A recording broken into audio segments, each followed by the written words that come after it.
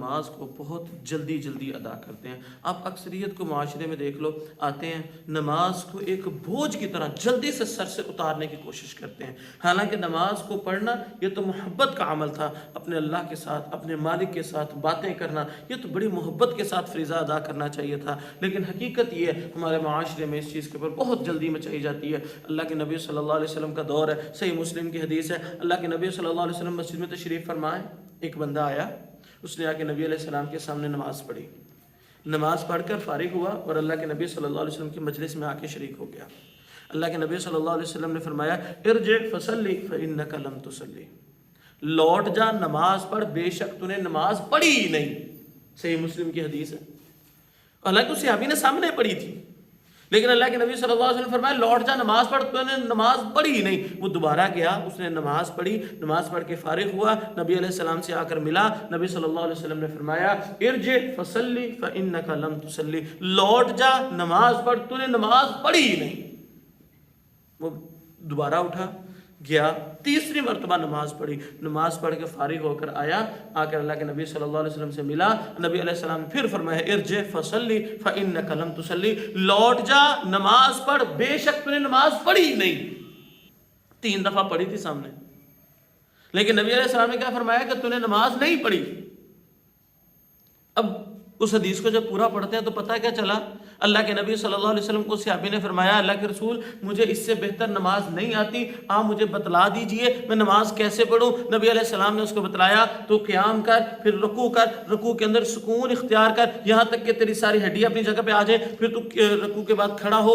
سکون کے ساتھ کھڑا ہو جا، پھر سجدے میں جا، اس میں اطمینان اختیار کر۔ مطلب اس حدیث کو جب ہم پڑھتے ہیں تو سمجھ یہ آتی ہے کہ وہ صحابی نماز کو جلدی جلدی ادا کر رہے تھے، جس کی وجہ سے اللہ کے نبی صلی اللہ علیہ وسلم نے فرمایا کہ تیری نماز ہوئی نہیں،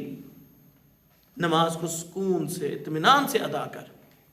آج ہمارے معاشرے کے اندر کتنا عجیب معاملہ ہے، ہم سمجھتے ہیں بس یہ پہنچنا حاضری لگوانا ضروری ہے، نہیں، صرف حاضری ضروری نہیں ہے۔ حضرت حذیفہ بن یمان رضی اللہ تعالیٰ عنہ فتنوں کے اسپیشلسٹ صحابی رازدان رسول صلی اللہ علیہ وسلم نے فرمایا ایک مرتبہ جب ایک بوڑھے آدمی کو نماز پڑھتے ہوئے دیکھا، کہا میرے بھائی تو یہ نماز کیوں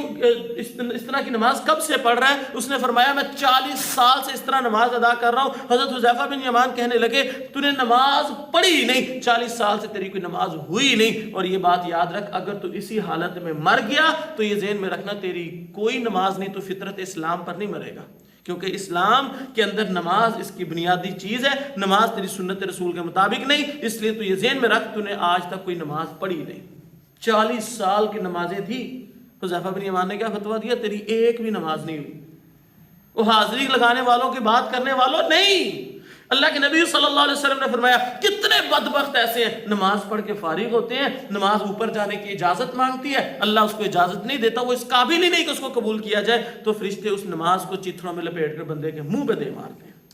ایک حدیث میں آتا ہے اللہ کے نبی صلی اللہ علیہ وسلم نے فرمایا بندہ نماز پڑھ کے فارغ ہوتا ہے، وہ نماز اتنی ادھوری ہوتی ہے، اتنی اس کے اندر کمیاں کوتاہیاں ہوتی ہیں، اوپر جانے کی اجازت مانگتی ہے، اللہ رب العزت اجازت نہیں دیتے، وہ نماز پھر اللہ سے بد دعا کرتی ہے اللہ جیسے اس نے مجھے تباہ و برباد کیا تو اس کو تباہ و برباد کر دے، جیسے اس نے مجھے ضائع کیا تو اس کو ضائع کر دے۔ خدا را نماز پڑھنا جتنا ضروری عمل ہے، اس کو سنت کے مطابق ادا کرنا بھی اتنا ہی ضروری ہے، اس کا علم سیکھنا اتنا ہی ضروری ہے۔ اگر